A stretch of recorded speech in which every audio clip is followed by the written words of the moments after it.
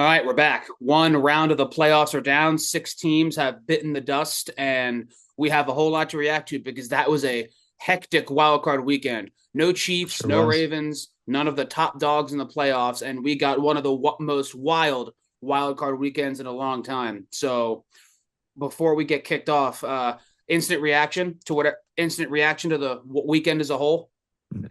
I just want to start off by saying it brought me so much joy to see the Packers lose because Josh Jacobs is now my least favorite player in football. I didn't three-peat in fantasy because of him. And I'm going to take this opportunity to challenge him to a fight, just this open field somewhere, no cameras, no nothing. It could be clothing optional if he wants. And just Josh, you, me, let's do it. Let's make this happen, Josh. Clothing I would have optional. Clothing clothing optional. optional. You want to get a little? You're trying to get weird.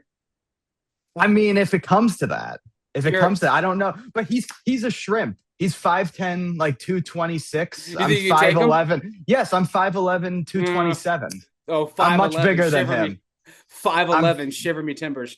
Yeah, I'm bigger than him. He will give you hmm a he will give you a mean two piece, and then you will be broke because of the hospital bills, and you'll be in the hospital for a week. But I with mean, your I'd be broke. I'd be broke because he'd sue me or for hey, attacking him. But if he beats the piss out of you, you could sue him. that's actually a good point. I might take a dive. Throw the fight That's a good. That's and actually a makes. good idea. But with that being said, you wouldn't be the only person to throw a fight because I think the Green Bay Packers threw over the weekend, leading 21-3 at half, and the Bears did what the Bears do. They come all the way back. They took the lead with that Caleb Williams dot to a wide open DJ Moore, and they did not look back in the final 2 minutes. Now, instant reaction to that game. Matt LaFleur is staying. This was going to be a lame duck year for Matt LaFleur, but it sounds like they're going to work on extending his contract. They want to keep him, which some Packers fans like, some Packers fans don't like. I do want to take a minute to cackle at the Packers fans who say they need to fire Matt LaFleur because they blow too many second half leads. And then their response to that is, let's go get John Harbaugh. That's genius. But LaFleur's sticking around. And one bit I wanted to get off on the Packers, and then we'll kind of pivot to the Bears. I don't think LaFleur is a bad coach necessarily, but I do think the way he managed like, not the end of that game, but from the 2/3 mark to like the final like 10 minutes, that was malpractice. It cost him the game, and that was a fireable offense, in my opinion, from LaFleur, because the Packers offense had no problem moving the ball all day. The Bears defense could not get off the field. Even late in the game, when the Bears are starting to rally, Green Bay still moved the ball. And their kicker left 7 points on the board. That kicker's gone. Brandon McManus is out of here. Not only does he have allegations, he's a bad kicker, which in the NFL world is 10 times worse. So McManus is probably good as gone from the Packers. But they burned so many drives, like in the third quarter through like the earlier parts of the fourth quarter, just sitting on the ball thinking they could just run clock, which blows my mind because they've seen the Bears pull off miracle comeback after miracle comeback all year. It's like how they've made their living. And if they didn't waste like four possessions just throwing screen passes to the freaking offensive lineman, they probably would have won. So I wanted your thoughts on LaFleur sticking around because I thought the way he managed that game, you could have kicked him to the curb, and I don't think anyone would have batted an eye. Yeah, I think it was definitely. I agree that it should have been a fireable offense, but in the slightest defense, I think people overrate the Packers roster. I don't think they're as good as a lot of people say. Like we've talked about the 49ers in the past, their receivers. Like you've called them a wide receiver committee. Like I feel like the Packers are like that, but the receivers aren't like as good. Like I know Jaden Reed has had a Dobbs lot of is good fine. games. Yeah, Yeah, they have a Dobbs nice is core. it's fine. It's If the fine, 2000 but if the 2002 Anaheim Angels were a wide receiver core, it'd be them because they have no superstars, but they have a bunch of like yeah, B minus guys, which is fine. yeah, Which is fine. I mean, yeah. Dobbs was That's they were that's running around the field wide open all night. yeah, yeah. Well, the Bears. secondary. They get a lot of turnovers, but like actual coverage wise, I don't. They're not that great, right? Jalen Johnson's great. Yeah, yeah, he's I know good. Nashawn But Wright. I know Nashawn Wright for them had 5 interceptions. yeah, I don't have the PFF stats in front of me, so I don't know how yeah, good or bad he was in coverage, but yeah. they do get takeaways a lot. I think the rosters. Yeah, I just don't think the roster is fantastic. Like I think it was. Yeah, I think roster wise, like 9-7-1, 10-7, 11, and so I think that's kind of the range of where that roster could have gotten them. Losing Kraft was pretty brutal. Josh Jacobs was banged up. Micah being gone as well. That's horrible for that defense. But it's not like a shock to me that the Bears came back I because think I Micah. like. I think Micah being out was the bridge between this team going on a run and being one and done. Yeah, Because I think this roster fully healthy is probably like an 11-win team, but also yeah, they had some. I'm trying to. I don't have them written down, but they lost to the Panthers. They had some ugly losses, even with yeah, Micah. But I do think the roster with Micah probably is better than. Let's look at this again. I have it down here. yeah, They lost to the. I forgot they lost to the Browns. yeah. And the The Panthers, Giants. the Eagles 10-7. They let Derrick Henry run all over them. I mean, they're probably a little better when healthy, but I do kind of agree with you in the sense that what is the ceiling with this roster? Because Jordan Love statistically had a great game. I think he threw 4 touchdowns. Mhm. Matthew Golden had his first career touchdown in the postseason because Yeah, again, the Packers receivers were just running down the field, felt like wide open. Which is what's so baffling about the LaFleur burning so many possessions because the Bears couldn't stop him all night. And they thought we yeah, have a 21-3 lead. Let's just sit on the ball.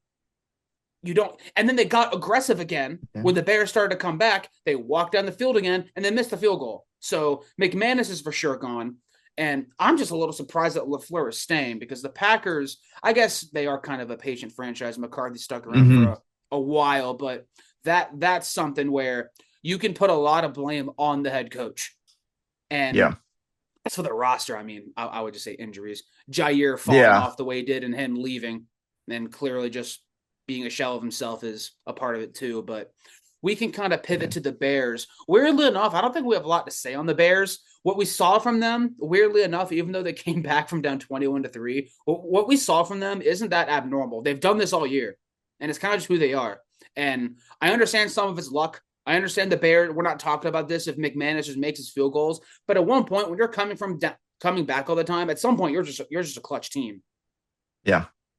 I Yeah, mean, I like the Bears, but I don't like them enough to pick them over the the Rams. Rams I this don't either. weekend. Yeah, yeah. Yeah, What I was trying to get with the Packers roster being a little overrated. It's not to take away from the receivers they have when I made that point. It's just like, okay, if this wasn't enough to beat the Bears, how would they fare against the Rams? How would they fare against the Seahawks? How would they fare against the 49ers? It's just kind of, to me, it's like that team's ceiling was like a wild card berth, best case scenario win in round one. and looking at this team, Yeah. honestly, their best win is probably week 1 against the Lions. I mean, Hmm. I'm looking Yeah. at who they beat. They beat Washington. They tied Yeah. Dallas. They beat Cincinnati, Arizona, Pittsburgh Steelers. Then they beat Giants, Minnesota, Detroit again, Chicago the first time, and then they lost out. They were 9 Yeah. 3 and 1, and then they lost out. So they do feel kind of. It's weird. It's weird to say they're stuck when they just traded for Micah. And I imagine next year, if they can hit on a first round pick, they can be right back in the mix next year. But this is three Hmm. 7 seeds in a row. Yeah.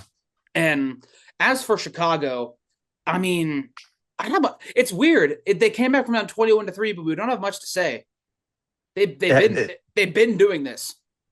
The whole game basically happened in the fourth quarter. Caleb Williams can't play football for 3 quarters, and then in the fourth, he's Patrick Mahomes. Ben Johnson turns into a wizard. The Bears just remember how to play football. I don't think, and I I wouldn't pick them to beat the Rams, but I also think they have a good chance, which gives us a good chance to pivot to Rams-Panthers. And that game was way more interesting than it should have been. Bryce Young had maybe the best game of his career in his playoff debut after they went 8-9. And we'll get to the Panthers in a minute. But talking about the Rams, I know they were my pick to win the Super Bowl for a while. And then over the last month, I saw their defense completely take a dip. And that's what led me to back off and go with the Seahawks. I feel pretty good about not picking the Rams after what I saw. I think we can officially pencil in their defense is just not good. It wasn't just a down couple of weeks. That is a bad defense. You should not need a last-minute Matthew Stafford comeback to beat the Rams, to beat the Panthers, even on the road, after you saw them already and lost. So you have McVay, who's probably you can have one head coach. You're probably taking McVay over anybody. Yeah, that might be bold with Andy Reid, but I'm probably picking McVay 1-1 in a coach draft. You've seen the Panthers already. That's not a very good team. Say what you want about them. Oh, they made the playoffs. They went 8-9 in the NFC South. You have 6 games against other bad teams in your division. 8-9 I saw another YouTuber say this. 8-9 in the NFC South is like 6-11 everywhere else. Yeah, and I'm watching the game like there's a minute left and you're losing. Like, really? You're losing to Carolina. And I understand Matthew Stafford pulled it out of the hat and they could just go to the Super Bowl. Maybe none of this will matter. But I think it's very fair to say stock on the Rams is down because that was not pretty at all. Yeah. Yeah. I picked in the first pod, I picked them to win the Super Bowl. The Rams. I was still a Rams believer. I still think they can do it. And I think they beat the Bears. I don't think what the Bears were able to do to Green Bay, they'll be able to do to the Rams. You know, if Jordan Love had like the game of his life, he had a good game. Maybe, I don't know I don't know what statistically his best game ever was, but he played a very good game. I think Stafford and Puka and Devontae and their split backfield will do more against the Bears defense than the Packers did. And the Rams defense, you know, there's some question marks, but I feel like considering the coach, considering, you know, a few good players on the Rams defense, I think that they'll get it done against the Bears. I still do. Dude, you let Jalen Coker get 134 yards on you. What are you doing? Yeah. That's rough. And I think you had multiple turnovers. Or did you? I'm looking at the recap. They had one turnover. It was And you let Mike Jackson look like Darrelle Revis. Like, hello. But that's an offensive thing. But I would like to pivot to the Panthers because I do think this is an interesting conversation. And this is where with Carolina, I'm kind of a glass half empty guy. I like to be a glass half full guy, but this time that glass is half empty and I don't like it. And here's why. I touched on this earlier. You won your division and made the playoffs, but you went 8-9 in the NFC South. So you're still not. We're not going to sit here and act like the Panthers are this great team. You're not. I mean, if you are in what's a good division? If you're in the AFC West, NFC. If you're in the AFC West, you're winning 6 games tops. The Chargers and Broncos are mopping the floor with you, and I wouldn't be shocked if the Chiefs got you once, even though they didn't have a good year. But so this is still decisively not a good football team, despite a couple of good players. Ted McMillan looks like a stud. Jalen Coker had a career game. But we had this talk about Bryce Young having the best game of his career. I know stats aren't everything. You want to hear a stat line, Bryce Young? Sure. Let's go. 21 for 40, 264 yards, 1 touchdown, 1 pick, pass rating of 71. And we're talking about this being his career game. Yeah. He had a couple of good throws. I'm not going to act like he was bad, but I think I saw the stat. I don't have it right in front of me, so it might be off by like a piece or two. I think in EPA per play among quarterbacks, Bryce Young was like 30th. Yeah. He was 1 spot ahead of Justin Fields. So it was 32. If I had to guess, I don't know, but if I had to guess, probably Geno Smith among starting. If I had to guess, I might be wrong. Yeah. We might get to JJ soon. We'll get to JJ here in a minute, but for the Panthers, I look at this team. They're decisively still not that great. Bryce Young for Yeah. 3 years, I think you can officially pencil him in. Best case scenario, he's Teddy Bridgewater. I think you can Yeah. pencil in Bryce Young as a below average starter through 3 years. And Yeah. I don't know how much this front office, I can't gauge Carolina's front office because Scott Fitterer's gone and David Mhm. Tepper seems to have gone to the Jed York school of stepping the hell back, which for Yeah. the sake of the team, good. But I don't know how much this is going to delude Carolina into thinking they're closer than they are. Because next year, I won't be shocked if they're back in last place. Because I think the Falcons are going to get better. The Bucks might get better. And I think the Saints could be a decent football team. Yeah. So with Carolina, I mean, it's cool that they're in the playoffs. I'm happy for their fans. Panthers fans might watch this and go, "Dude, we haven't seen a home playoff game in a decade. I don't care." Fine, I understand Yeah. that point of view, but Yeah. kind of like the 2022 Giants. Like, how good is this team really? Yeah. They weren't that. They had a lot of games they should not have won. They won a lot of games they had no business winning. That was just pure, like, enough things bounced in their favor. At least they won a playoff game. I don't regret that. That was a fun year. Oh, the Giants. Yeah. Yeah. Oh no, not the Panther. Yeah. Yeah. But yeah. the last time the Panthers had a home playoff game, I think that they did win it. It was when they were like 7-8-1. They had that weird. Was that the year before? That was the year before. Super Bowl? That was 2014. Yes, okay. And then 2 years after the Super Bowl, they lost to the Saints. They lost to the Saints, but it was close. Yes. They played the Saints close. That was when Cam was healthy, and they had McCaffrey, and they were like 10-6. Yeah. And then in 2018, they started like 6-2, and Cam looked the best he had played in years. And then I think it was TJ Watt ran into his shoulder, blew it out. Panthers fell apart. Haven't really recovered since. So yeah. But they have some pieces that are good, but they're far from a good football team. I'm very interested to see what this front. I'm really interested in seeing how this front office treats this season as like, me too. Okay, we have building to do, but it's cool that we want to run. Or hey guys, we made the playoffs. We're right there. Yeah, are they right there? That's the question. Are they right there? I don't think because so. The Bucks were looking really good, and I'm still a believer that if they were healthy, Todd Bowles is not, like, he should not be their head coach. He should have been out the door. But I think what made them fall apart was because Baker was fried. Like, he was carrying that team. And he was injuries. trying to be injuries. Apart from the injuries, I mean, he was trying to be Superman because of the injuries, and he just kind of gave out. I would not be surprised if the Bucks bounced back next year. I can see anyone in that division winning it next year. The Panthers are probably last, honestly. Yeah, the Saints were weirdly enough trending up.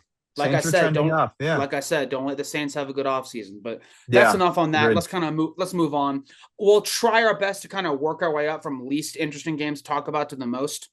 Let's go ahead and touch on the Chargers and the Patriots. This segment will mostly be about the Chargers. I think we'll get to the Patriots probably next week when they play Houston. A game that might actually be interesting, but I wanted to talk about Justin Herbert. Look, I have been an esteemed member of the Justin Herbert defense force basically since Brandon Staley blew that game against the Raiders. I've been in Justin Herbert's corner. I'm saying this team is terrible. Brandon Staley, Tom Telesco was an all-time bad head coach GM duo. Staley couldn't coach. Telesco couldn't draft. They picked Quentin Johnston. Was it Telesco who picked Quentin Johnston over Zay Flowers? That might have been the year he got fired. That might have been the year he got fired. Yeah, I don't know. I'll pull this up. As I'm talking about this. And I keep saying Herbert is an all-time great talent, and the Chargers are just a stinky franchise, and Jim Harbaugh and the new regime probably need some time to pick up the pieces. I still believe that to a certain degree because you saw the PFF ratings on their offensive linemen at the beginning of the game, 37 out of 37, 41 out of 41, 38 out of 39 or whatever, because they have no Joe Alt and they have no Rashawn Slater. Slater was out before the year started. Mm-hmm. But at the same time, I watched that game, and the Chargers honestly could have won. Looking back, the Chargers defense was stellar. Odafe Owe just remembered how to play football when he left Baltimore. It's almost like Jesse Minter's really good at this whole coordinating thing. So they got a takeaway to give Herbert the ball in the red zone, and they didn't score. They didn't score. And I think on like the second play of the game, I don't remember what play of the game it was. There was a play where Herbert like did a pump fake and then threw a screen to the running back. Ladd McConkey is running down the field wide open. I mean, that's 6. He is all alone. Herbert just doesn't see him, throws the screen pass. Ladd McConkey turns around to look for who to block. He doesn't know who to block because there's no one in front of him. I mean, he had nothing but so, and he had plays like that all night. I get he was pressured on almost every dropback. So Herbert doesn't get all the blame. But again, as a member of the Herbert defense force, it's getting harder and harder by the year because now he's 0-3. The first game, I understand it's not his fault necessarily that they gave up a 27-0 lead, but that's still part of it. Then he had the 4 interception game against the Texans, but then we're like, it's a great defense, and the Chargers have no pass catchers. But now Quentin Johnson got better. He's not a bum anymore. He's not great, but he's still a competent receiver. Ladd McConkey's a star. Ladd McConkey's a star. You have Jim Harbaugh, who's doing his best to steer the ship, and you got 3 points. And your defense was forcing turnovers. Let's pull this up. Let's pull up the Chargers. Because I don't think it was just the strip sack that they got at the beginning. I think they had multiple. There was a pick. I think there was an interception. They turned the Patriots over twice. Yeah. And one of them gave LA the ball. I have the play-by-play right here. This was a punt. Okay, then it was an interception. They got the ball at the New England 10 and couldn't score. The 10. Yeah. That's pathetic. And I'm trying to find their other turnover. It went punt, then the Patriots got a field goal, then punt. Okay, this is the other turnover. Okay, this gave the Chargers the ball at their own 23. Okay, so that one didn't give them good field position, but Herbert can't keep bringing his worst game. I really don't like to speak in these semantics. You're a playoff. In the playoffs, you play your worst. I think there's more nuance in that for everybody. It's a team sport, but that was Herbert's worst game of the year. The offensive line has been bad, and he's been steering the ship. And then in this game, it's 3 points. Mm-hmm.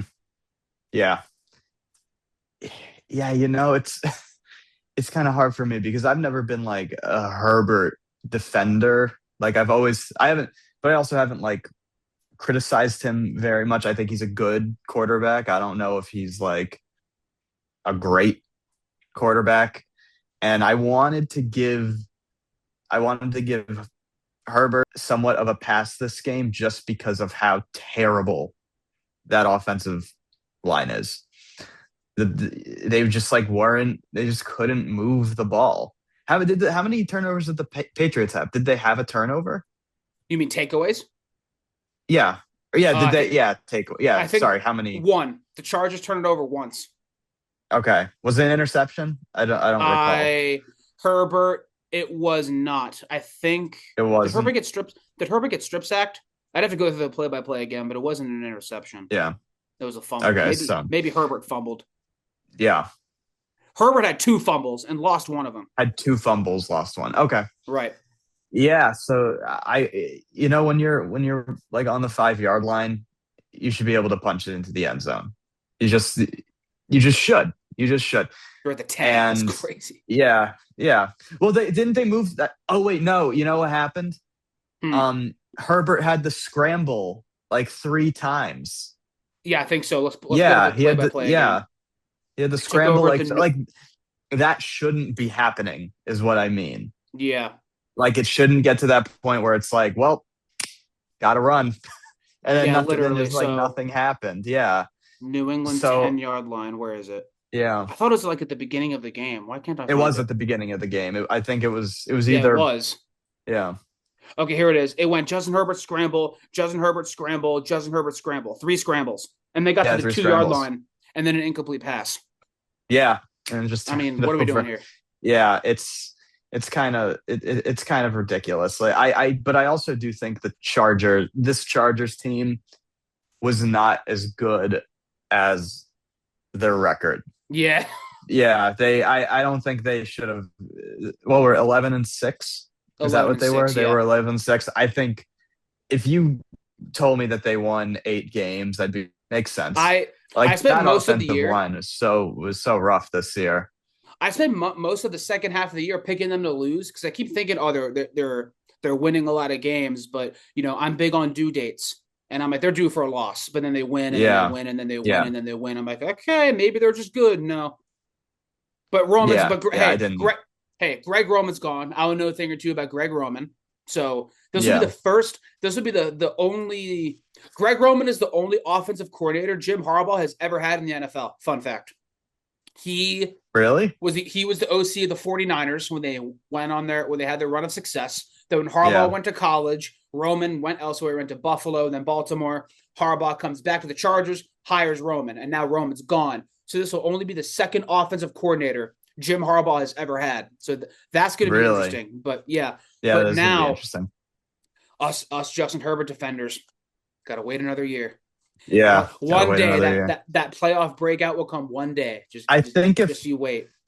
Yeah, because I think the thing is, if they fix that line, I like what I saw from Hampton when he was healthy. I'm trying to find. I think they could get a good. I think they could get a good thing going if they address the line. It's really, the injuries were really unfortunate, but you had guys that played each game that just shouldn't have been starting. Like right tackle Trey Pipkins III, PFF rank 39 of 40. Guard Mekhi Becton 36 of 37. Center Bradley Bozeman 41 of 41. What? Yeah. That's insanity. It's a miracle this team made the playoffs. A little bit of cape can be thrown his way, but it's not like. But again, he wasn't good, regardless of the circumstances. He missed open receivers. So yeah. Not much. I think we're ready to move on. There's not much to talk about when it comes to the Patriots. They're good. We know they're good. They were better. They won. They get the Houston. Patriots. They get Houston at home. If they're in the Super Bowl, I won't be shocked. If they lose to Houston, I also won't be like blown away. Yeah. But we can move on now to a more interesting one. Let's go to Houston at Pittsburgh. Speaking of Houston, this is interesting. I don't know if there's ever been a team since the 2015 Broncos where the defense is so good, but the quarterback is so bad. If you give this Texans defense, Dak Prescott, they're winning the Super Bowl. They're winning the Super Bowl. This is one of the best defenses I've seen in years because they run less adjusted coverage than any team in the league. Like I think pre-snap defensive change, they don't change. They say ball up top and they slaughter you because they have the best edge duo probably in the whole league, and they have so many hunters in the secondary. But this game, despite them humiliating the Steeler offense, through 3 quarters, it was 7-6 because CJ Stroud had one of the worst games I've ever seen. I don't know what happened to him from his rookie year to now, but he's a different player. I don't know if Bobby Slowick just caught the league with his pants down and then got figured out, or if it's injuries because they probably won't have Nico Collins next week. And last year they lost Diggs in like week 7 or whatever. So I don't know what it is, but one minute I want to think the Texans can win the Super Bowl because their defense is so good, and then one minute I think they have no chance because CJ Stroud is not even in the halfway point of quarterbacks in the league. Yeah, he has to just have like an okay game, and they can win. Yeah, he can't have 24 game. That's all you need. You don't have Nico Collins, and can you trust Christian Kirk to carry the flame again? You're nasty. He really carried the flame. Oh my God. We remember his name. Okay, stop. It's like, their run game looked good. Mark, you see the clip of Stephen A. Smith calling him Charlie? I did. He said it. I did. Man. But we're gonna get put on a list, aren't we?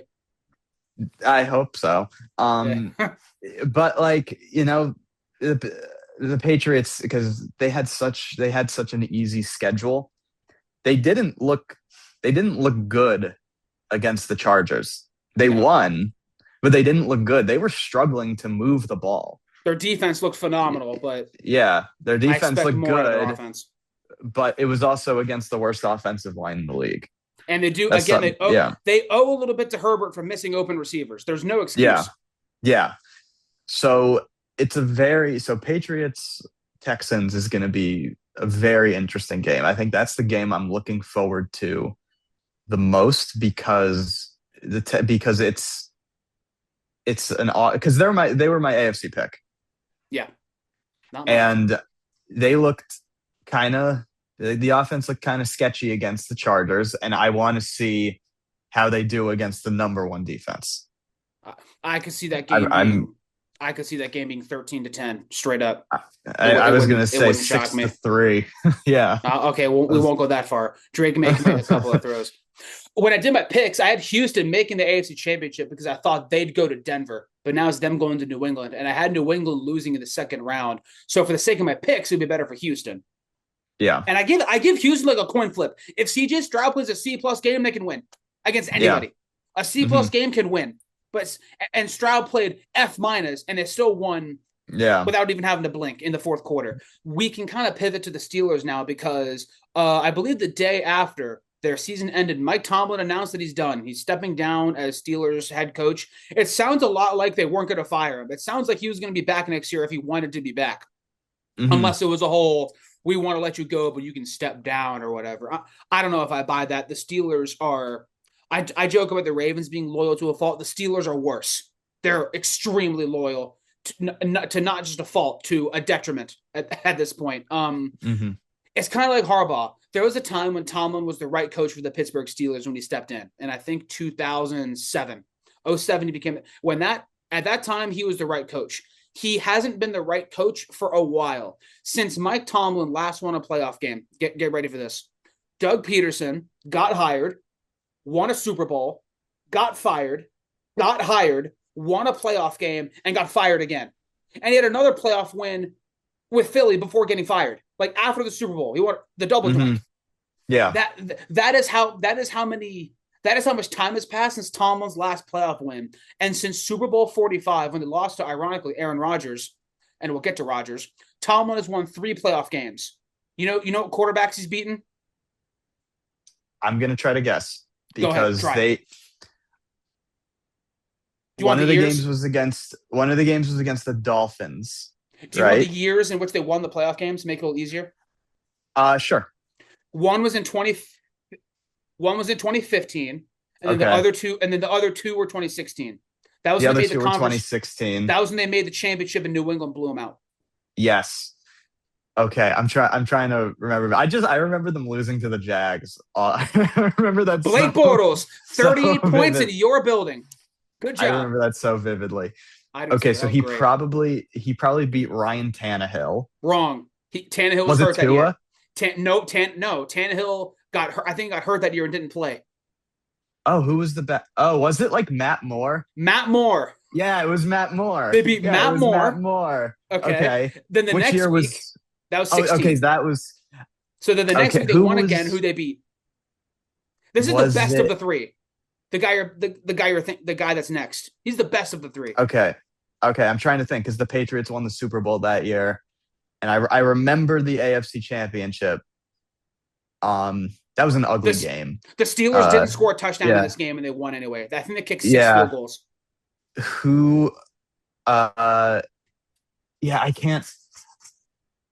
I can't remember. Was that like because I can't remember if this was 2016 or I think it was 2017. Was it 2017 when the Bills made the playoffs with Tyrod Taylor? Yes, because the Jaguars beat 17. them. Yeah, the Jaguars beat them. Yeah, I don't recall. Alex Smith. Oh yeah. And then the year before they won 1 playoff game before losing to Denver. What quarterback did they beat? This is the perfect game. This was 2015. And it's not Andy Dalton. Dalton got hurt. Oh, was it? It was AJ McCarron. AJ McCarron. You've beaten AJ McCarron. You beat AJ McCarron. You beat Matt Moore, and you beat Alex Smith. You have, since that Super Bowl, Tomlin has lost playoff games to Tim Tebow, Blake Bortles, Flacco got you, Brady got you a whole bunch. Yeah. And you lost to Baker. You lost to the Browns. Like, we go on all that to say it was time.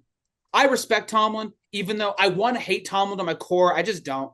Something about Tomlin I like about him. He seems like he strikes me as if a really, really smart guy, like who was a fan, but was also like really smart.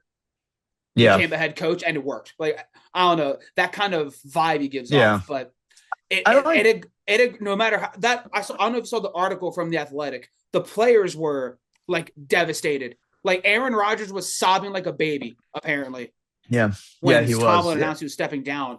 But he seems like it a is, great guy. He seems like a good yeah, he person. is, He and he seems, yeah, was a great coach. yeah. He He'll be is in a the great Hall of coach. Fame. Yeah, He'll be in the Hall of easily. Fame.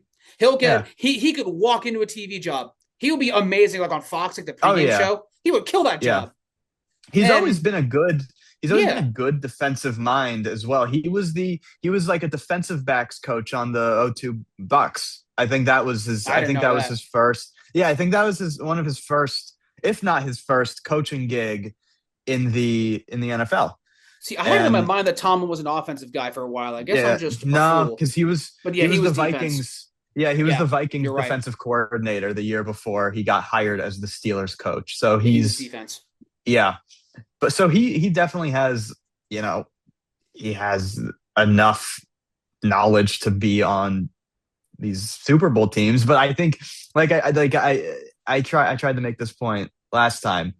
The Steelers look so dated when you watch them play.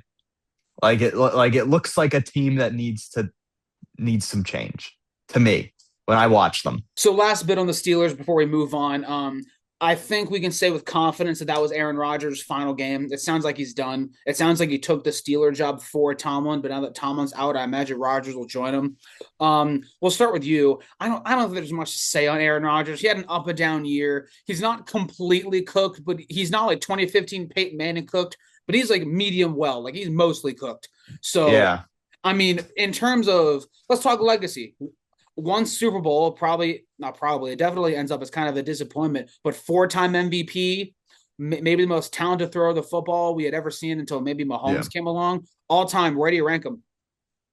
All time, all time. Where would I rank him?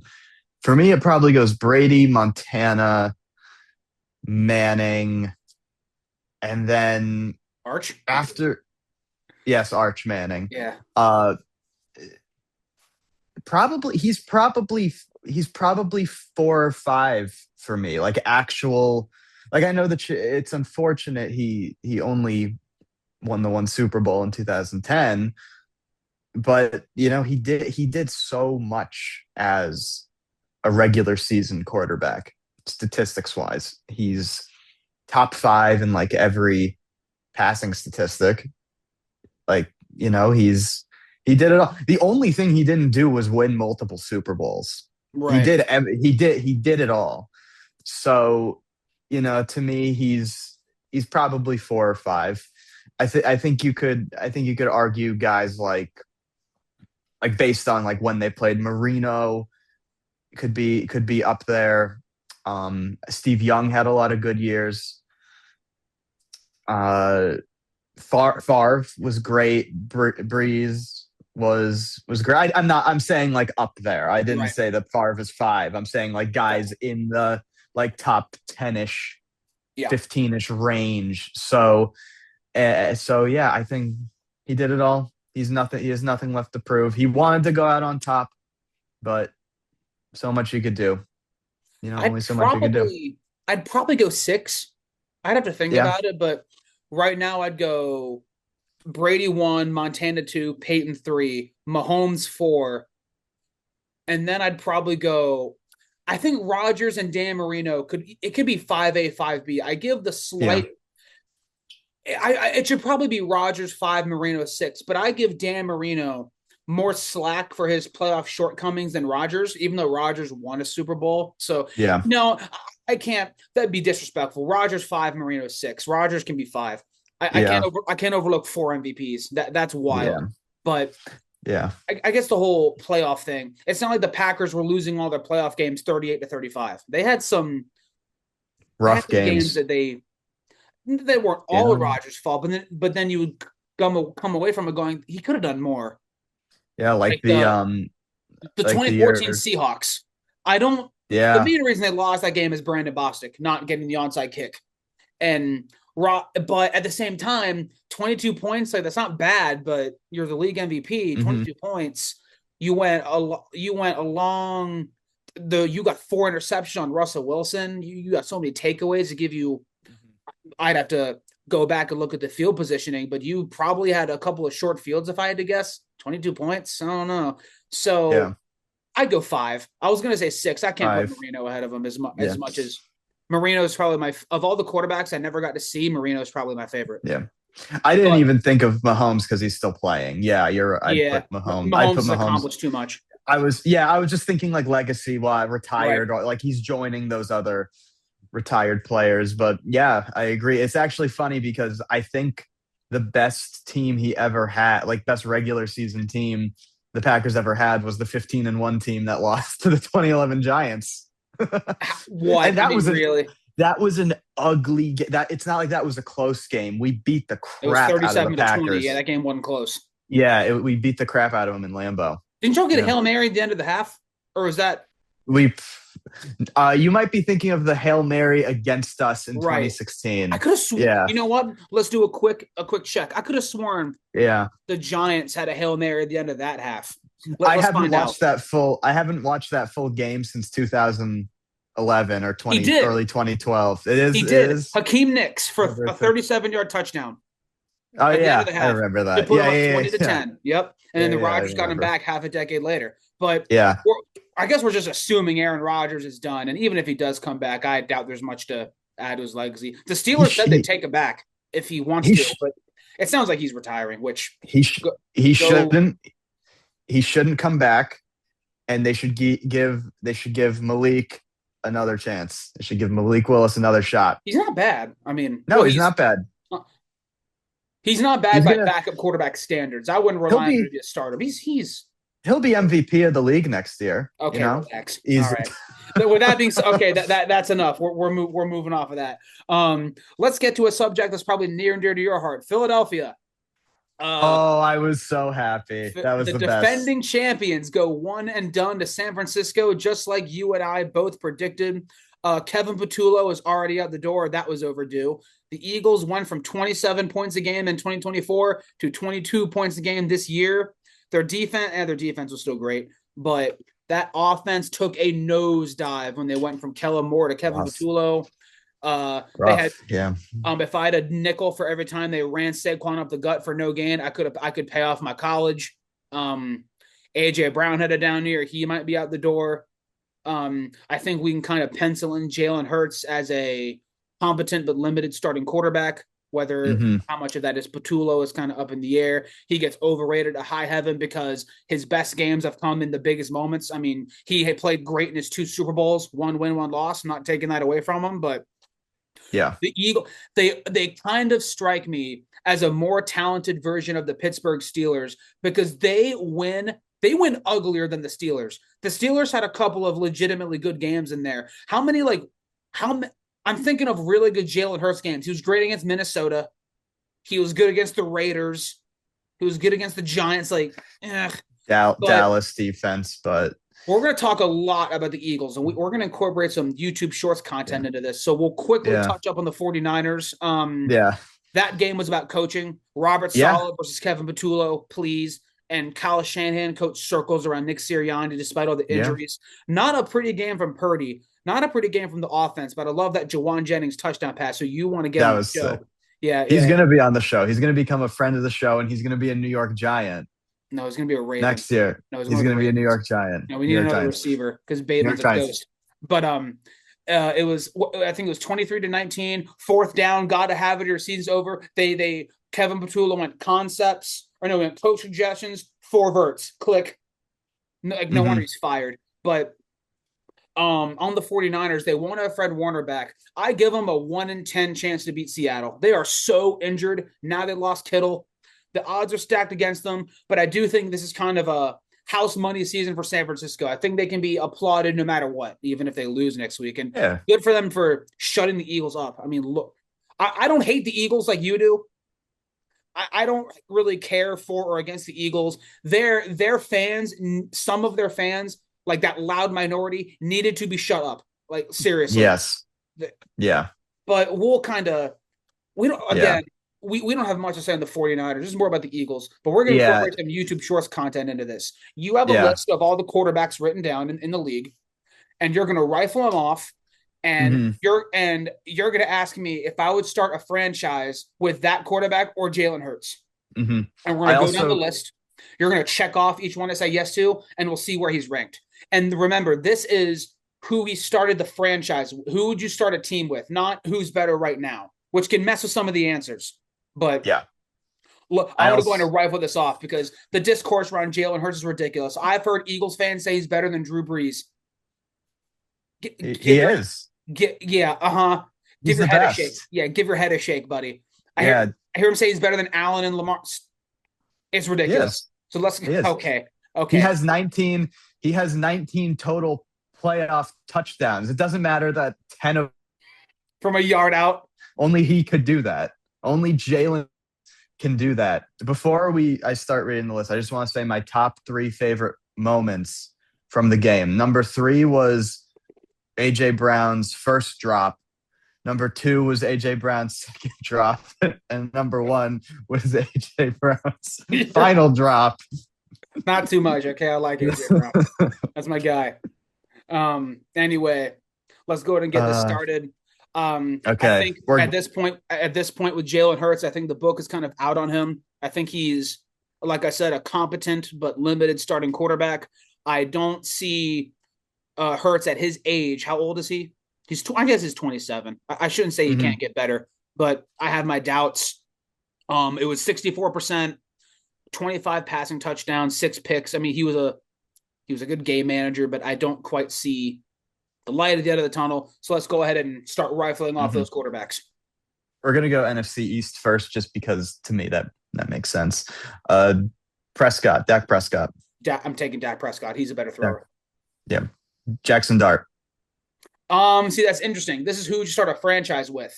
I think Dart could be good. I also am not sure what his ceiling is, and I'm not that confident that he's going to reach it without injured is. So I'll take Jalen. Mm-hmm.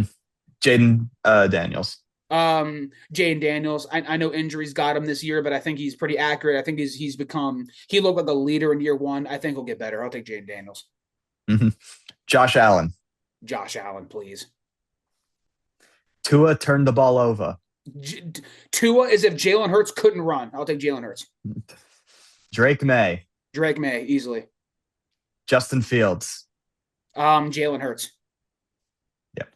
Lamar Jackson. Lamar Jackson. Don't even. Joe Burrow. Joe Burrow. Shedeur Sanders. I tried to kind of be in the Shedeur Sanders corner a little bit. I wanted to give him a chance. I understand the Browns supporting cast isn't very good, but the tape he put on is ugly with a capital U. So I'll take Jalen. Aaron Rodgers. He's probably going to retire, so Jalen Hurts. Yeah. Mm-hmm. CJ Stroud. Honestly, Jalen Hurts. I don't care. Yeah. I'm done with Stroud. That he looks brutal. Yeah, I agree. Daniel Jones. Jalen Hurts. Trevor Lawrence. Now, this is an interesting one. I think they're about the same age. Hurts might be a year older. I know Hurts entered the league a year earlier. Let's look this up. Jalen Hurts is 27. Trevor Lawrence is 26. So with Trevor, I get an extra year. The consistency, the lack thereof is undeniable. But he had about a half-season stretch where he looked elite. And he had some great moments in the Buffalo game despite the loss. I think the book is kind of out on Jalen. I'll take Trevor, but by that much. Yeah, I agree. Cam Ward. See, that's another interesting one. We haven't seen much of Cam Ward, but I would rather take the risk and kind of deal with the consequences if he's not good than be stuck with Jalen Hurts, who feels at kind of a limited ceiling. So I'll take Ward. I like Cam Ward. I agree. Yeah. Bo Nix. Oh, the white Jalen Hurts. That's interesting. That's really interesting. I think Bo Nix has a better coach, but I think Jalen Hurts has better weapons. That's a really tough one. If I was a GM, I'd have to sleep on that, but I will make a gun to your head pick. I'll go with Hurts. Yeah, I was going to say at least in the big playoff games, like in the Super Bowls, he has a good track record. So based on that, I'll give it to him. He's turned it up. Yeah. Yeah. Patrick Mahomes. I know Mahomes isn't quite putting up the gaudy numbers he was before. I'm still taking him. I don't care. It's Patrick Oh Mahomes. yeah, I'm confident he'll bounce back when the Chiefs start to build around their offense more. yeah. Geno Smith. I don't know what happened to Geno Smith, but he was probably the worst quarterback in the league. Take Jalen Hurts. Yeah. Justin Herbert. Whatever. They can get mad at me all they want. Justin Herbert. I don't care. Yeah. I don't care. I will take that chance. One day, being a part of the Herbert defense force will be worth it. But you got to be patient. No one said it was easy. Okay. No one said this was an easy job. Right. We've been in the trenches. I've been kicked, beaten, and stabbed. No, it'll pay off one day. Caleb Williams. Caleb Williams is younger and he shows more flashes, way more arm talent. Give me Caleb. Yeah. Jared Goff. They're both kind of in a similar kind of situation. System-y, they can put up good numbers under the right circumstances. I think Goff's scheme has helped them a lot. I think they run a lot of short passes with guys like Amon-Ra, and Jameson Williams can create so much after the catch. Can help with Goff's stats a little bit. Goff he might be more of a pocket quarterback than anyone in the league at this point in terms of lack of ability to run. And I will give Jalen Hurts the benefit of the doubt a little bit because as much as we're kind of bashing him by taking all these quarterbacks ahead of him, he does deserve a little bit of leeway because of how bad Kevin Patullo was. So I'll take Hurts. Okay. Also, I just got a notification that Nico Collins is out. He was ruled out official. Jordan Love. See, Jordan Love's another weird one.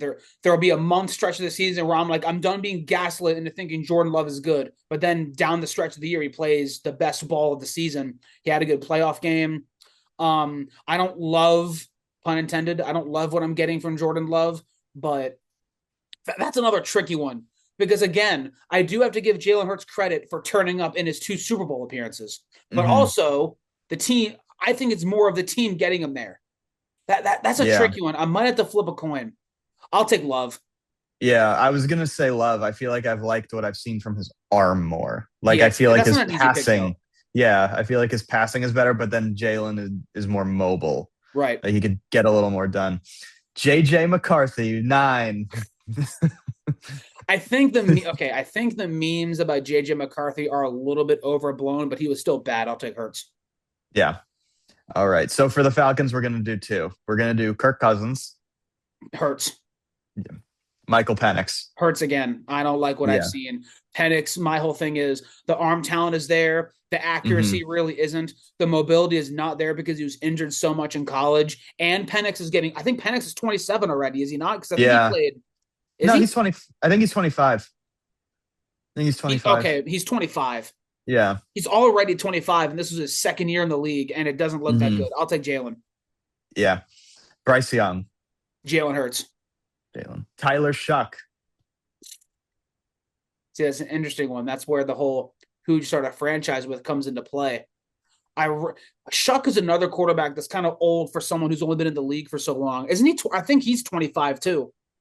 Is he? I didn't know. He's 26. Oh. Because I think he spent 5 years in college, but he didn't really play until his 4th year. So that's a tough one. Right? One game tomorrow, I take Hurts. Starting a franchise, I'll take Shuck. I don't care. I liked what I saw. Yeah. I liked what I saw. Yeah. He made Olave believe again. Olave thought about retiring, and now he's like a second-team All-Pro. And he tweeted, Shuck Rookie of the Year. Find a Shuck tweet about Derek Carr. Or find an Olave tweet about Derek Carr. You will be disappointed. Yeah. Baker Mayfield. We talked with the Buccaneers a little bit earlier. I think a lot of it was injuries to Tampa Bay's roster and Baker kind of putting the team on his back a lot in the early part of the year. I think Baker's a better player. I think if he didn't have to lean, if Tampa didn't have to lean on him so much, I think about Baker in Philadelphia.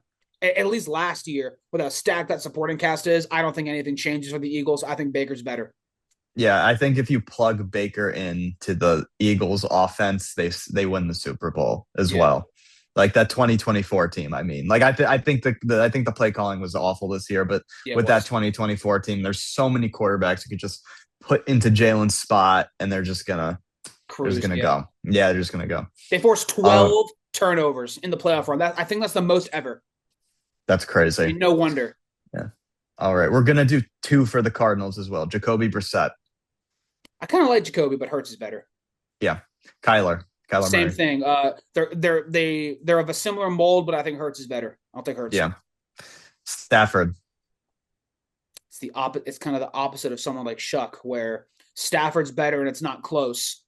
Anyone who tries to disagree, just stop talking. But also, yeah, he's third. I believe Stafford's 37. We're gonna pull this up. I thought he was 39.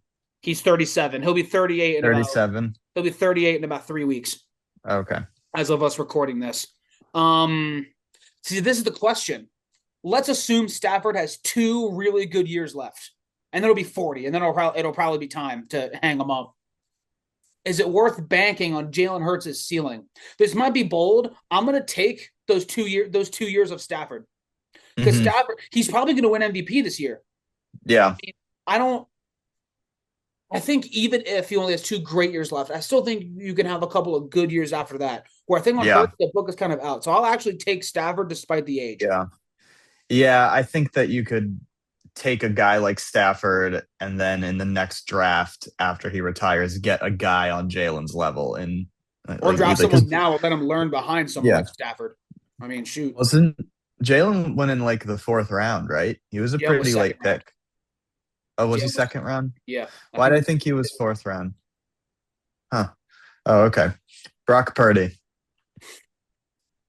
That's another tough one. They kind of had the same criticisms, but I think this year Purdy had a much better year. And even though it wasn't great for Purdy in the playoffs, I think he's kind of earning his contract with the regular season he had, especially that Chicago game where he was almost perfect. I'm actually going to take Purdy. Yep. Yeah. Sam Darnold. That's another tough one. Again, Darnold had a better year, and there's no denying that. But with Darnold's kind of ceiling, I'll have a much more confident answer this in a couple of days when the Seahawks have their game. I can't bash Jalen Hurts for supporting cast and then praise Darnold like he doesn't get to throw to JSN. It's close, and my mind might change in a couple of days. For now, I'll take Hurts. Yeah. Okay. Yeah. That was everybody. All right. So do we have the numbers? So there are 16 quarterbacks I'd rather start my franchise with and Hurts. And is that ridiculous? I mean, do you think that's crazy? No, I agree with all of those, and I'd still take the chance on Dart. So maybe I think maybe no, it's not. How's it biased? Yeah, sure. Whatever. It's not biased. You tell yourself that. It's not biased. I'm sure it's not. No, I agree.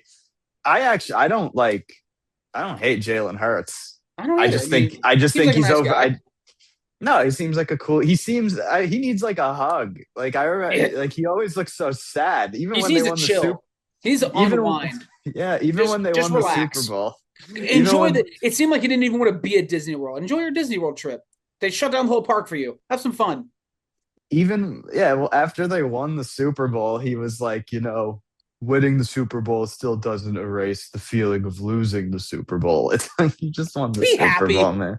Shut up. We get it. You're a hardened warrior. Good for you. All right. Yeah, he seems cool. I just don't like for example, during the playoff game, they brought up his playoff numbers and they just did total touchdowns. Of course they did.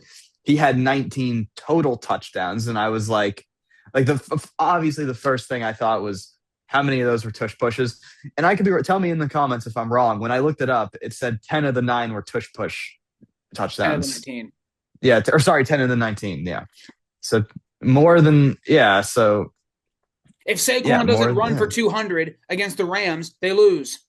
And it also doesn't because when AJ Brown's not like fucking spinning around catching balls behind his it's like he has 2 guys who could be wide receiver ones on like every team in the NFL. But speaking of AJ Brown, let's pivot to that because he had his screaming match with Nick Sirianni.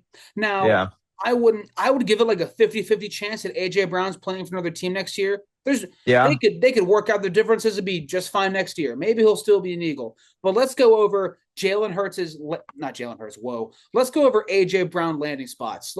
I think we'll alternate and give a team. So you can go first. Yeah. Name what do you think is your best AJ Brown landing spot? Should he get traded? Yeah. I was trying to think of a team that has some cap space because he's getting paid quite a bit and has a first round pick. Because I feel like AJ Brown isn't the type of player you want to go after if you're just like a terrible team. I feel like AJ Brown is a player you want to be like, we're a borderline playoff team. We're a playoff team. We need that push to make the Super Bowl. So I could see a guy like AJ Brown being traded to maybe like Buffalo. They don't have any good receivers. Everyone is kind of middle tier to kind of Or injured. lower, yeah, or injured. Or your You cookie know, man. yeah, or your cookie. That's a James, great video. yeah, yeah, yeah. James Cook is awesome. He can only him and Allen can only do so much. If they win the Super Bowl this year, then I'll look like an idiot. But Which they I might. would like, which they definitely could. I'd like to see Josh Allen with like an all pro level receiver like AJ Brown. I think that'd be a cool land. I think that'd be a cool landing spot for him. I think it's possible. I also don't know if they want to open the diva can of worms again after going through Yeah, the with whole stuff Diggs. stuff on Diggs. Yeah, So I'll go next. I think the best landing spot for him, and if I had to guess, he will go to the New England Patriots. You have Drake May on a rookie contract. The Patriots receiving core, I wouldn't call it horrible, but they definitely don't have a wow target. Like an X receiver who has a big catch radius, who can kind of make a quarterback's life easier. That's what AJ Brown is. He makes your quarterback's life easier because he has such a big catch radius. If your ball is a couple of inches off the mark, left, right, up or down, there's more room for error to throw to AJ Brown. And it's not like Drake May needs the help. I mean, obviously he's terrific, but he can make Drake May's life easier. And more importantly, he can make him more comfortable, I think, in hmm unless he's dropping passes like he was against the 49ers. But yeah, I think AJ Brown, number one receiver, that'll make it easier on Travion Henderson to run the ball or Ramondre Stevenson, depending on whatever mood they're in. It'll make Drake May's life easier, and it can make his other receivers' life easier. Other wide receivers on the Patriots can get better looks with A.J. Brown taking so much attention away. So if yeah. the Patriots don't go all the way this year, I think that is their all-in move. Imagine Diggs and Brown in the same locker room. Oh, Diggs probably won't be there much longer. What? How long was his contract? You think he's just gonna get? 5 years. You think they're just gonna cut him, trade him? A.J. Brown? No, no, You're talking no. about Diggs. Diggs, Whoa. Diggs, yeah, Diggs. I got completely. I think Diggs was just one. I thought he signed a 1 year deal. Oh, okay. Let's look it Well, up. that'd be a funny locker room. AJ Brown and Stephon Diggs. I'm sure nothing negative would happen. 3 year contract. 3 year contract. Okay. Yeah. Pats could be a good landing spot for sure. Or the Raiders, and it's just funny. Is that your next one? The Raiders? No, no, I don't. Okay. No. We'll do three. We'll do three each. So give another one. Okay. With Juwan Jennings coming up as a free agent, maybe the Niners could take a shot. No? They don't. The Eagles and the Niners are not cool. I don't know about that.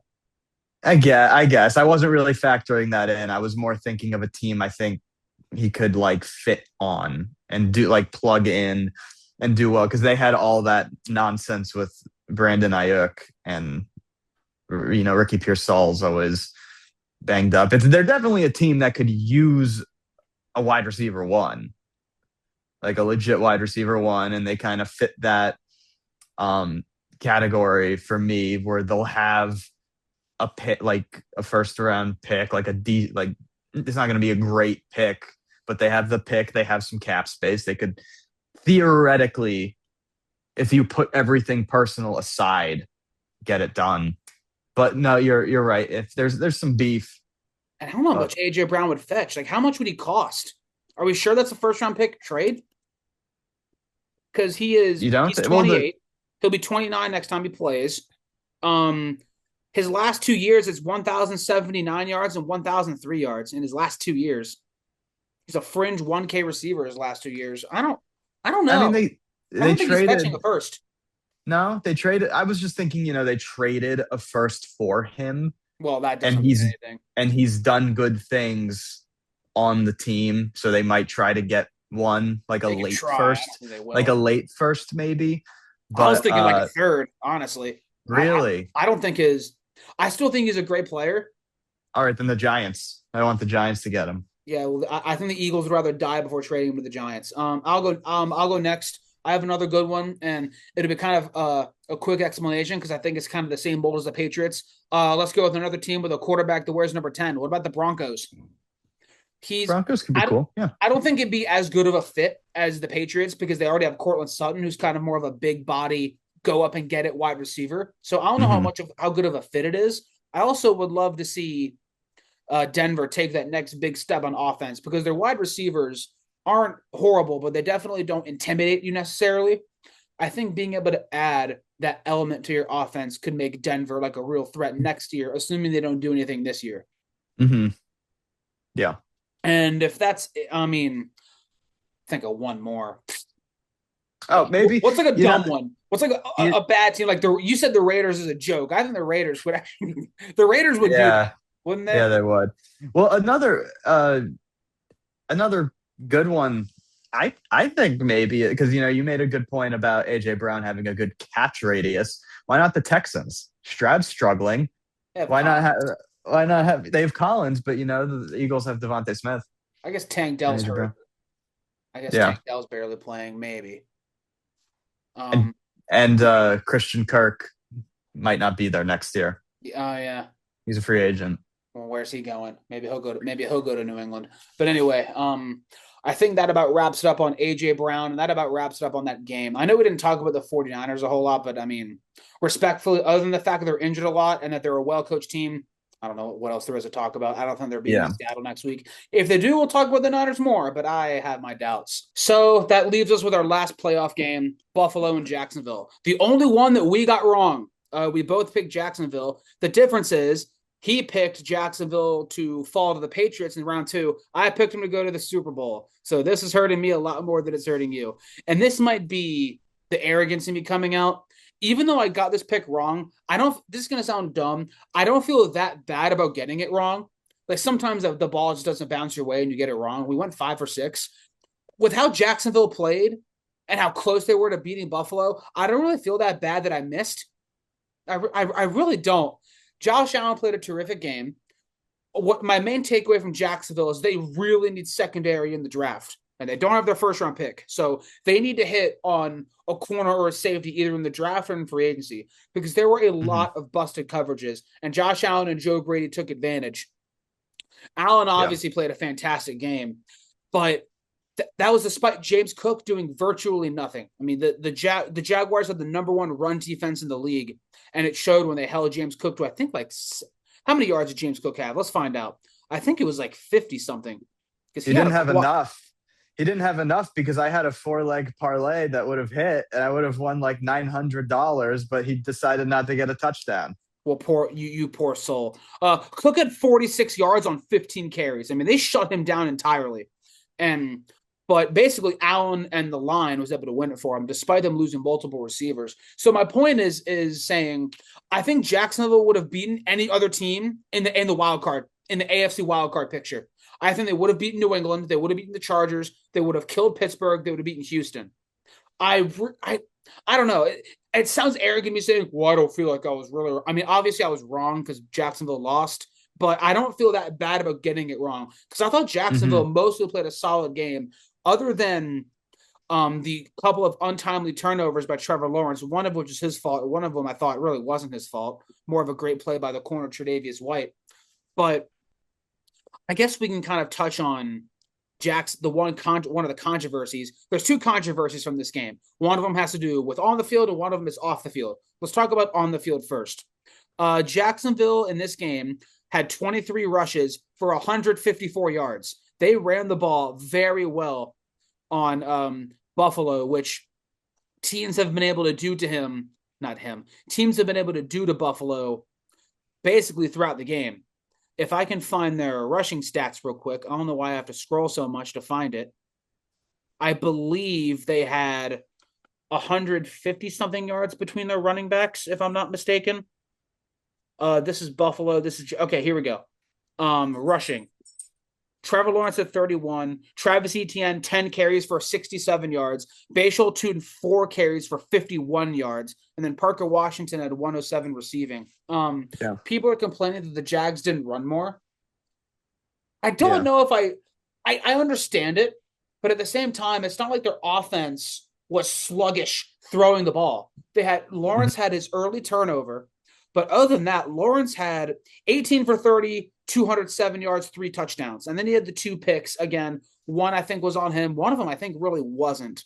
So I do think that outrage, I don't know about outrage, but people saying the Jags should have run more, I think that's a little overblown. They had a great year. They were a very good team. If they can hit on a defensive back in this offseason, they'll be right back in the mix next year because they have one of the best young coaches and they have a really strong, like balanced roster that doesn't rely on 1 or 2 players to carry them. But we can kind of move to Buffalo because I know they're the bigger story, obviously, because they won the game. There's 2 sides to move to Buffalo. One side of me says they should be the favorites. They have the best quarterback in the playoffs right now. They have the best quarterback left. And in a league, even though it's become kind of a defense year and kind of a coaching year, you know, Liam Cohen, Ben Johnson, the Texans defense, Mike McDonald, the Seahawks defense, it still kind of feels like a great quarterback can offset all of that. And if Allen made probably one mistake, the Jags win, but he didn't. So I don't blame people for thinking Buffalo is going to run the table. They're just going to win because they have the better quarterback. And then the other side of me is saying their defense is still not scary. Their wide receivers are still not scary. And they're about to have to go into Denver against a great defense and another great coach in Sean Payton, who will probably be able to score, I don't know about a lot of points, but enough points to put him in position to win with their offense against that Buffalo defense. So we'll kind of give the floor to you because I know you had something to say about Buffalo. Well, I'll touch on Jacksonville a little bit. I was on team. They should have ran it more, just matchup wise. I like their backfield. I think if they were just able to keep their backs fresh, just ground and pound, maybe the outcome would have been better. But you know, Josh Allen's Josh Allen. He's just able to pull wins out of his ass. It's just what he's able. It's just what he's able to do. The Jags were a great team, but you know, Josh Allen is one of the best quarterbacks in the league, and he was just able to get it done. I still don't really trust the defense. I still don't trust the receiving core. But I don't even necessarily think the better team won. I think the best player drove his team to victory because I think when you look at both rosters, the only like S tier player was Josh Allen if you have like a tier list, to me, Josh Allen is like an S or maybe even an S, like he's S plus. S plus. He's like that much better than everybody else. So the Bills won. You know? That's just what I think. I don't think it was particularly great coaching from McDermott. I think Josh Allen just did what he normally does. He took advantage of a lot of busted coverages. I mean, they had a lot of wide open, and that sounds like I'm downplaying what Allen did. You still have to hit him. And some of them were deep throw. I think on the go-ahead drive, they hit like a 60-yard pass or something to a wide open receiver. I mean, you still got to hit it. And hitting a deep ball in the NFL is not easy, even if he's wide open. So it's weird. If you told me right now, gun to my head, who's winning the Super Bowl, Buffalo is probably my second or third choice. Really? Interesting. They don't have the best roster. They have the best quarterback. Straight up. They have the best quarterback. They have the best by far. In the AFC, it's not even close. I mean, so I guess the question is, but at the same time, Allen makes one mistake against Denver, that could cost him the game. So I'm not going to, there's a lot of like Ravens, Bills beef, and people think I think some people would expect a Ravens fan to kind of bash Josh Allen and lose. Not unless he's terrible. Not really. If the Bills don't go to the Super Bowl, it's because they don't have a defense and they don't have any wide receivers. But they have the best quarterback, and if they come out of the AFC, it really won't shock me. But the other controversy I wanted to get into with Jacksonville, I don't think you saw this. Liam Cohen had his post-game press conference. The Jaguars have made it a point to show his locker room speeches after losses, which no one does ever. So they've showed the wins and the losses. Well, the game is over. They have their post-game press conference. Cohen is clearly, he's not like devastated, but he's a little emotional. And this Jaguars reporter, her name's Lynn Jones, who says, I just wanted to tell you congratulations on your success, young man. And then Cohen said, thank you softly. You hold your head up. You guys have had a most magnificent season. You did a great job up there today. You just hold your head up, okay? It's like a 22-second clip. I saw that. Yeah. Outrage isn't the right word, but I see people going, reporters are supposed to be in there and be willing to ask the tough questions. And, this is supposed to be oh my God. I might be yelling at a brick wall because, again, this isn't some massive breaking news story. It's not like it's not the talk of the town, right? Sometimes a reporter says or does something and it's the talk of the town. This isn't the talk of the town. But I really wanted to have a couple of minutes to people who are like acting like this is a big deal. Shut up, please. Yeah. Those press conferences take a while. And I swear, I understand being a reporter is not easy. It sounds easy.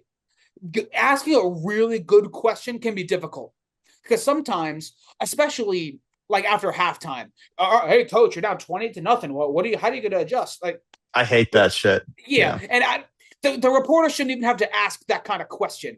So I get it because it can be hard. But I really can't stand this whole, you need to be willing to. Honestly, the reporter's job is to make headlines. And she made a headline. Like, if I'm sitting there, I'm like, she did her job. People are talking about it. And Scott Van Pelt could not have said, I could not have said it better myself. He gave 4 words. You ready for this? Is it 4 words? Ready? It ain't that serious. Thank you. It ain't that serious. I thought that was a cool moment. The Jacksonville Jaguars, I grew up in that area. I grew up in Yulee, Florida. Derrick Henry High, by the way. They love the Jags, but they're pretty cynical because they lose a lot. Most of my life they've been a losing franchise with a couple of one-offs, and that local area is loving this because they feel like it might stick this time. Cohen, Lawrence, the kind of supporting cast. It feels like this team might not be a one-year wonder, like 2017 and 2022 were one-year wonders. So there's definitely a lot of support from the Duval area. And I was obviously, there's a little bit of bias in me picking Jacksonville to go to the Super Bowl. Obviously, that was kind of the fan in me.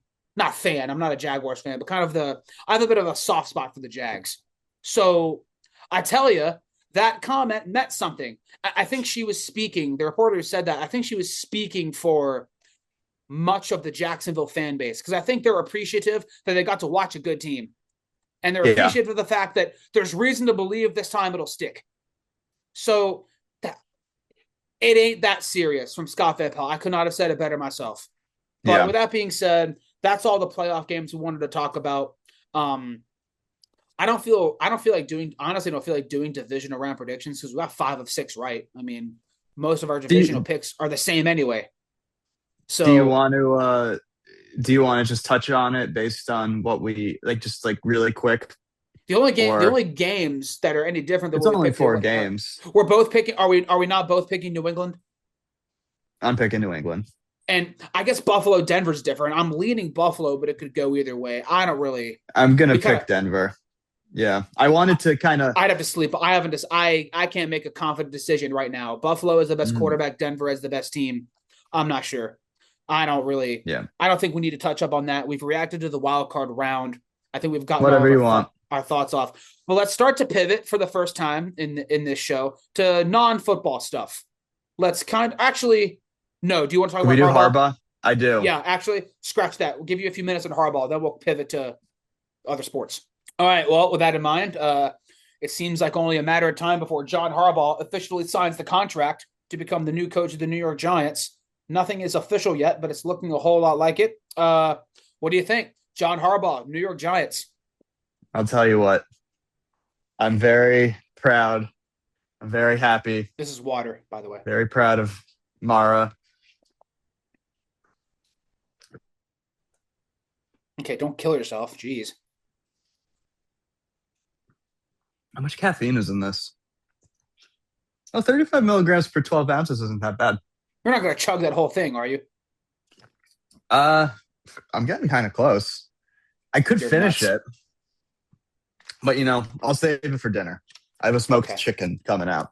But you know, I'm of course very happy. I think the best head coach that's been in the building since Coughlin.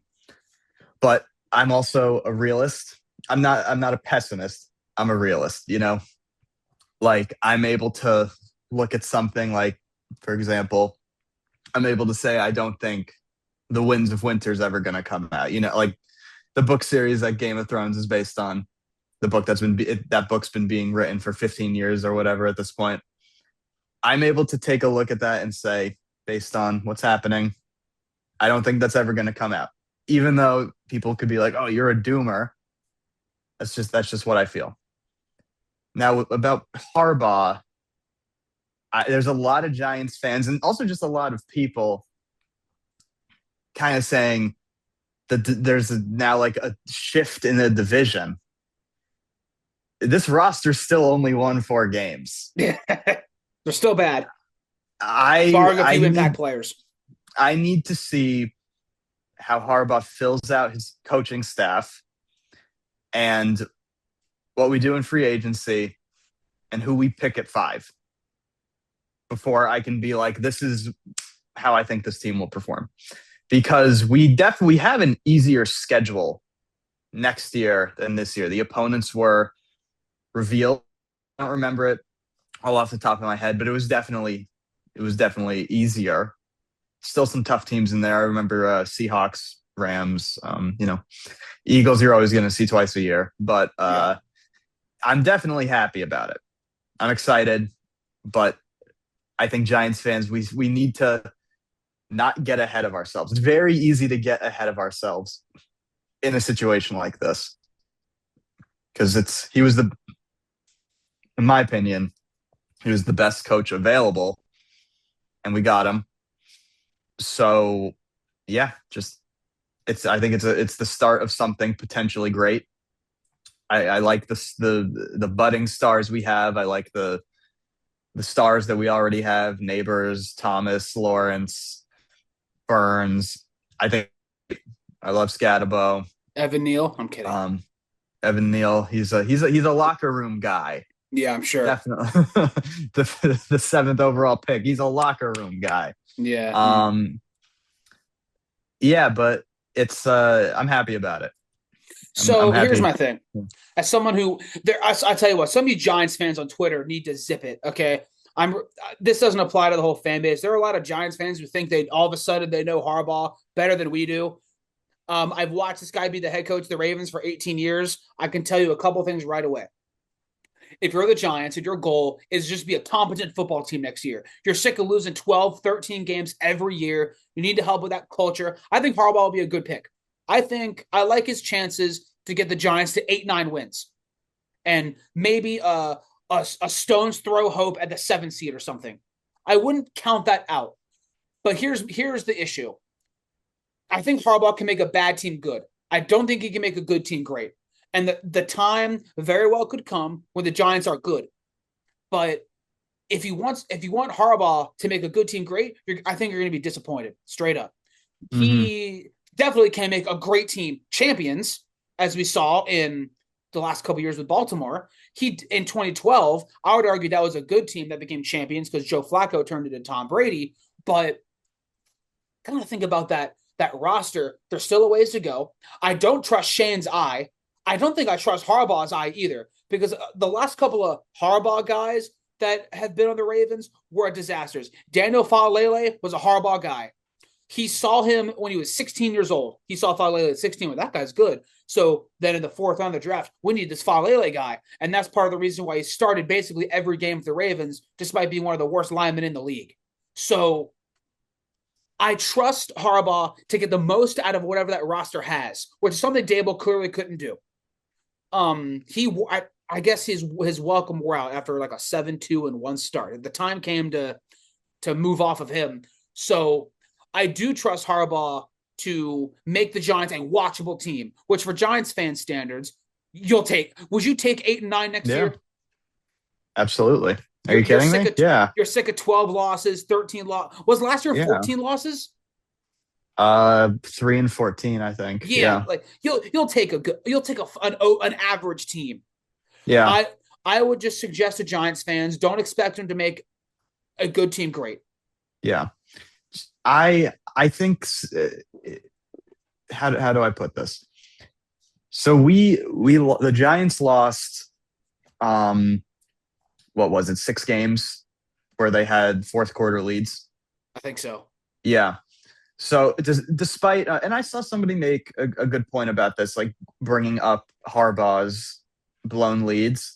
He's been a coach for 17 years. He's coached a lot of games, like kind of terrible losses like that are going to happen. A lot of them were recent though. We're more recent, yeah. Yeah. But what I'm trying to say is I trust Harbaugh, and it looks like Munkin. Is that how you pronounce his last name? Munkin. Munkin. And that'll be a good Munkin. hire. I liked Yeah, Munkin. yeah. I and also the thing about Shane, it seems like he's gonna be the GM, but he's not gonna be doing that much anymore. Like it seems like he's kind of gonna hand the keys to Harbaugh. Which But what I'm trying to say is I trust a guy like Harbaugh to put together a team that would be able to finish out those games than whatever Shane and the ball had. maybe That's what I Harbaugh's the mean. right coach. Maybe Harbaugh's the right coach for the Giants now. I don't know if he will be in Right like 3 now, years. That's maybe he's where not. the dilemma comes in Maybe with it's Harbaugh kind and of the it's kind Giants. of yeah, it's kind of like how John Fox was. He's a good coach, but he couldn't win the Super Bowl. He And then wasn't the the right first coach. year, yeah, he wasn't the right coach, and then they won it with Kubiak.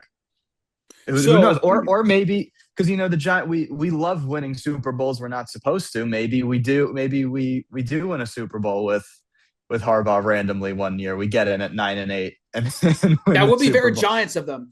Despite That'd being be a very franchise, Giants. despite having won 4 Super Bowls, they lose more than they win. Like straight We up. lose a lot. We They're lose a not lot. that it's weird. They're not that good of a franchise, but they've won four Super Yeah. Bowls. And Yeah. 3 of them, you could argue they weren't supposed to win. I mean, they did and they deserve credit. I'm not saying they shouldn't have won. I'm not saying they, cheated or it wasn't fair. I mean, they earned them, Yeah. but 3 of the 4 Super Bowls, you're like, really? They beat Buffalo, they beat the Patriots, they beat the Packers, they beat the Patriots again. So it would be very Giants of them. So, but Hey, a ring is a ring. yeah, exactly. A I ring's a feel the same ring. way. The Ravens weren't supposed to win in 2012, but they did. So, Yeah. oh well. But that Maybe kind of wraps up with Harbaugh. football. That Maybe kind Harbaugh of Giants is a perfect combo. maybe. But that kind of does it for football. For the first time, we will talk about non-football stuff because a couple of things have happened in the last about 12 hours, 12, 14 hours, whatever, however many Roughly. hours. Yeah. We will touch on the baseball first. The best free agent available going into this offseason was Kyle Tucker. When I was kind of thinking of where free agents sign, I called Kyle Tucker to the Dodgers because they did need a corner outfielder. Left field has been a hole for them all year, and yet when it happened, when I got the notification from Jeff Passan at no, let's get our timing right because it was during the night. It was late. It seemed like the Mets were all in on him after they lost. They did the Nimmo for Semien trades. Now that the hole in the outfield, they lost Alonso to Baltimore. They lost Diaz to the damn Dodgers. It felt like Kyle Tucker was kind of their pivot move. And even though I called Kyle Tucker to the Dodgers, when I got the notification from Jeff Passan at 9:51 p.m. that Kyle Tucker was going to the Dodgers, I went, of course. And now that leads into some funny little tidbits about this Dodgers roster because this is funny. It's 4 years, $240 million. The Dodgers have 1, 2, 3, 4, 5, 6, 7, 8 9-figure contracts. Ohtani, 10 for 700. Mookie Betts, 12 for 365. Yamamoto, 12 for 325. Tucker, 4 for 240. Blake Snell, 5 for 182. Freeman, 6 for 162. Smith, 10 for 140. Glasnow, 5 for 136. 1 year of Kyle Tucker is 89% of the Miami Marlins payroll. And that kind of leads into the whole, because are the Dodgers bad for baseball? Because the lockout is coming, right? 2027. Yeah. And it feels like a matter of time. It's not if, but when the lockout is coming at this point. Yeah. Because we have the Players Association and the owners that are at an impasse. The players want a salary floor because teams like the Pirates, the Rays, the Twins just go out of their way to not spend a dime. Yeah. And the A's are starting to spend money now for whatever freaking reason. Now they're not in Oakland anymore. And then the other side of the owners who want a salary cap because teams like the Pirates, the Rays, and the Twins and the A's don't like the fact that the Dodgers and the Mets sign every damn free agent. Yeah. And that's where this becomes interesting because it feels like people are one side or the other. But I do think there's a lot of nuance into this conversation because two things can be true. The Dodgers are the effect. The Pirates and the Rays are the cause. None of these teams ever want to sign free agents. The Reds tried to sign Kyle Schwarber because they thought he would drive up ticket sales because he's a local guy. When it was announced that Schwarber was going back to Philly, the Reds were like, we're out. We tried with this one guy. They're not even going to bother pursuing anyone else. And the Reds, who for some reason made the damn playoffs, because there's too many playoff teams, but that's for another day. The Reds are just going to run back this team that won 83 games, and they're not going to be impressive. Maybe they'll sneak into a wild card spot. No one on earth thought they could beat the Dodgers. Anyone who said that was just trying to be different. Yeah. They had no chance. Even though they made game one a little bit close, that wasn't going to go their way. But there is an imbalance. If I could play devil's advocate here, there is an imbalance when it comes to revenue and funds. The Dodgers have, including deferred payments, the Dodgers have $2.1 billion of deferred salary on their books. A lot of other teams can't do that, even if they wanted to. The Marlins could not do that if they wanted to. The Reds could not do that if they wanted to. I think the Cincinnati Reds owner's net worth is like $400 million. Yeah. So, because this is an interesting conversation because I think it's nuanced, but you go ahead. Yeah. I do think, and also I'm a Yankees fan, so it's like, bad. I would absolutely take a salary cap so that other teams have a shot. Like I love underdog stories. And I do think it is not just the Dodgers.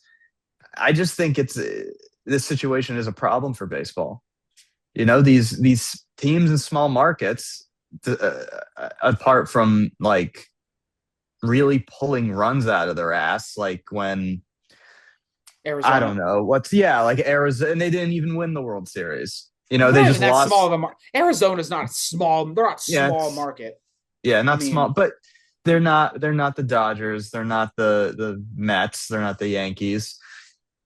But it's just like, who can beat the Dodgers? It's like, injuries almost got them this year. And yes, injuries almost got them. Toronto was a half a step away from beating them. From beating them. That's where it gets kind of a problem. The Dodgers it felt like all postseason. The Dodgers were never firing on all cylinders. They weren't. They really weren't. Bullpen was horrible. That almost single-handedly cost them the title. It cost them a bye. Like, they had to play the wild card round. They were the lowest division winner. The Brewers had a better record than them. But then the Dodgers, a team that never really felt like they clicked on all levels, met Toronto, who was clicking on all levels. They were getting production from their entire lineup. I think Ernie Clement broke the record for hits in a postseason. Dalton Varsho had big moments. Vlad Guerrero went off. Bichette had a 3-run homer in Game 7. They still lost. Yeah. Freya Savage is their new ace that they found. Everything clicked for Toronto. They still lost. Against a Dodger team that it never felt like they were all the way. The pieces were not all in place for them during the year. With injuries and their bullpen. Mookie Betts didn't have a great year. It didn't click, they still won. Yeah, so, I was rooting for the Dodgers. I hate the Blue Jays. I don't hate the Blue Jays, but I don't like them. The Blue Jays. I was kind of pulling for the Dodgers too. But and I was really pulling for them. And I was really pulling for them last year when they played the Yankees. So, Yeah, thanks a lot. 2 years in a row, I was like, go Dodgers. But they, weirdly enough, like there's not much to say besides like like like a team like the Reds or a team like the Brewers or Pirates, like they can't afford to they can't afford Shohei Otani and Right. also pay Blake Snell. But Like they how just much of can't do this that. They just But how can't do much of that. this is on the Reds how much of this is on the Reds for not getting Schwarber and then backing out of free agency when you already have a low Yeah. payroll? How much of this is on the Brewers for saying, hey, we're looking to trade Freddie Peralta, our ace pitcher who we have to pay, let's check, $8 million. Yeah, we're down to trade him. How much of this is Yeah. on the Pirates? There's no excuse for the Pirates to not go after Pete Alonso. Yeah. I'm There's glad the not. Orioles. I'm glad the Orioles got him. There's no excuse for a team like the Pirates who have great pitching. It's not just Skeens; they have a great rotation. There's no excuse for them to not go after someone like Alonso. Or they did go after Schwarber, ironically, and Hmm. they got Ryan O'Hearn, a former Oriole, who I think would be a great fit for them. But that's where this discussion is nuanced. How much of this is because the Dodgers have advantages that other teams just don't have? The Mets signed Soto. Half the league just can't do that. They can't make that Yeah. work. But then Yeah. how much of this is on the Brewers and the Reds and the Pirates and like the 1/3 of baseball that tries to lose? They want to lose game. I think Yeah. some of these teams try to lose so they have an excuse to not increase the Yeah. payroll so owners can Yeah. pocket their 15th yacht. Like it is an Yeah. interesting conversation. I get that perspective, but I also think a lot of owners and general managers are kind of in that position because they're like, well, we can't compete with the big markets anyway. So they just kind of default to it. So then you could say, well, if there was a salary cap and a salary floor in place, maybe it would be more like the other American leagues where like teams are up and down for 4 or 5 years and then they're bad and rebuild whatnot, and that'll happen in baseball. That doesn't really happen in baseball. Like the most you'll see apart from the big market teams like winning the World Series, you'll see a team that maybe made it or maybe won a World Series that had like who got lucky with their farm system and enough guys came up like the Rays, the early 20s, late 2010s Rays. It just happened that the guys who went up through their farm system turned out to be good players, but then they lost them all. They could like they The one it guy just that did keep happens. it and the one guy that did try to resign is now in prison. And he So deserves tough, it. And tough luck. Tough luck it there, should Tampa. That's double life unfortunate. sentence. Double life sentence what that guy deserves. I won't even name him. I think he's gonna serve like 2 years. That's crazy. Because I think he got a suspended sentence. That's crazy, What man. whatever, But whatever. Moving off of that, it's yeah, really weird. But Kyle Tucker's a Dodger, so the scrappy ragtag Dodgers. All they have is Otani, Yamamoto, Betts, Freeman, Tucker. Of course, the yeah, they Dodgers got suck. him, but Yeah, they're going to be looking for a three-peat, and I would not be shocked if this lockout killed a season, like 1994 or hockey 2005 got canceled because of it a should. lockout. Because it feels a lot like the players and the owners will not budge. There Yeah, was a story of I don't remember if it was Manfred suggesting a cap or if it was an owner suggesting a cap, but someone suggested a salary cap, and Bryce Harper like cussed him out and said, "Don't you effing even think about it." And damn. because that's what killed the '94 season, the owners wanted a salary cap, the players said, "Hell no," season got canceled. But now we Yeah, have the owners who want a cap, or some of the owners who want a cap. I don't think the Dodgers want a cap, and then the players who want a floor. So now you have a double impasse when the cap in yeah, '94 was an impasse. So now you yeah, have both. And I think after this year, after next year, Scooble's going to be a free agent. Watch the Dodgers get Scooble. I was gonna. I had said for a couple months, if the Dodgers get Scooble, that is the point of no return. I think getting Kyle Tucker is the point of no return. The fact that the yeah, Dodgers are, after having so much money invested, but at the same time, their TV deal alone is $300 million. yeah, A lot of teams just can't pull out that kind of money. yeah. They So just don't. Yeah. it's really interesting. Anyone who doesn't pick the Dodgers to win the World Series this year, you're just trying to be different.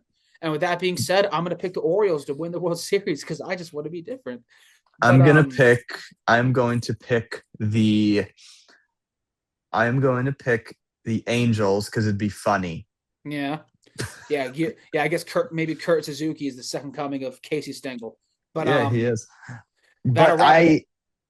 Quick I edit. I don't think quick edit. We have 3 minutes. I don't think there's time to fit in yeah, the Rangers.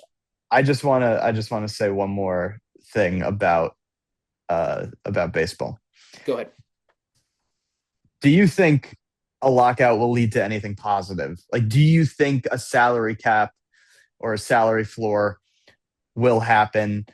I want it so bad, but something tells me that with just the way baseball is, it just won't happen. That's really hard to predict because again, it seems like neither side is going to budge, and we would have to find some sort of awkward compromise. I don't feel confident in giving like a prediction on that until we're well into negotiations. I think again, I don't think it's if a lockout happens, it's when and how long it's going to be. I'd be Yeah. kind of stunned if we just resolve this overnight and there's no lockout because the owners really want to cap because the lower market teams and the cheaper teams are sick of the Dodgers getting every free agent. And the players Hmm. are sick of these smaller market teams cutting payroll all the time because they don't want to spend money. And Yeah. you have such an imbalance of power, but so much of it is on that lower third of baseball that either try to lose or I would have a rule. If any new owner was coming in, I would have a rule where if they say they want to build a team like the Rays, you're out. Yeah. You're banned.